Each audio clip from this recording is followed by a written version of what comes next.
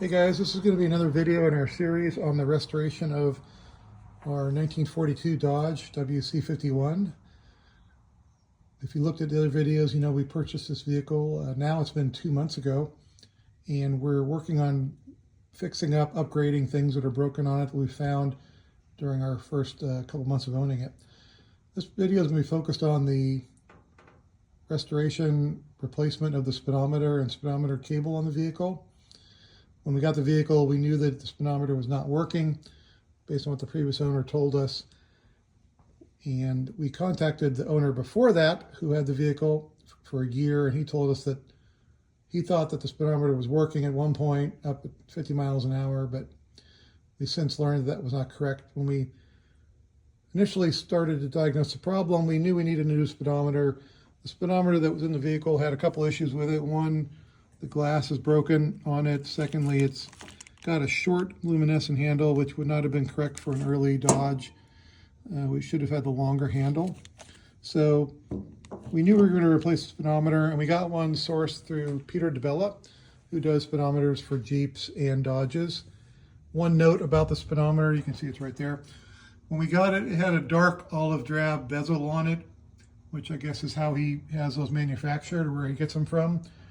So we just had to tape that off and then spray painted it with a rattle can of 33070 lusterless olive drab. The rattle can we actually sourced from Ron Fitzpatrick Jeep Parts.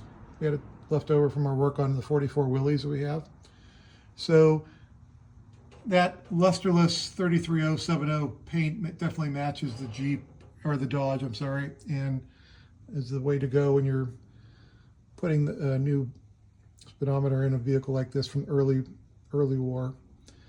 Once we got the speedometer in, we realized later that the cable itself was actually missing for the speedometer. So we sourced the speedometer cable. I think it was from Midwest Military. This is the packaging for it. As you can see, it's a cable that was used extensively by Chevys, GMCs, Dodges, and the key thing is it has a 70-inch cable, which you'll need to run the cabling through the firewall and up to the speedometer from the transmission. So just want to show you the routing real quick because I think it's important. You can see here we've taken the leather boot off of the shifting area, and you can see that silver cable. That's the speedometer cable that we've installed. It screws directly onto the transmission. When we opened everything up, took the floorboards out, we just cleaned off that area of the transmission and just hand tightened that speedometer cable on there. Fits perfectly. We have it routed under this passenger side floorboard, and then it comes up, and there's actually already a hole that was in the firewall here with a grommet to run the cable under the dash, and then it just screws into the back of the speedometer.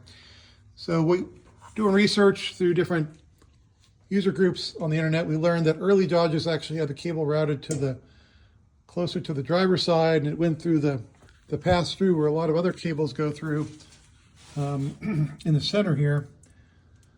However, we learned that was not ideal because in the wartime they learned that cable easily got crimped and could break.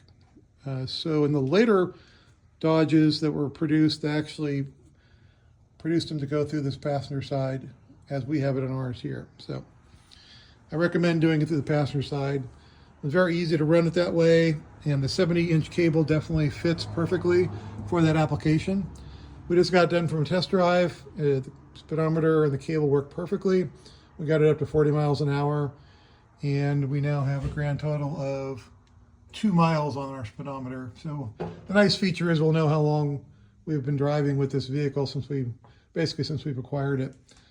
So that's just a video to show you the routing of the cable, the speedometer. I hope it helps some of you if you're looking at replacing those things. We definitely recommend Peter DeBella and his product as far as the speedometer itself, and the cable from Midwest Military work perfectly for the application.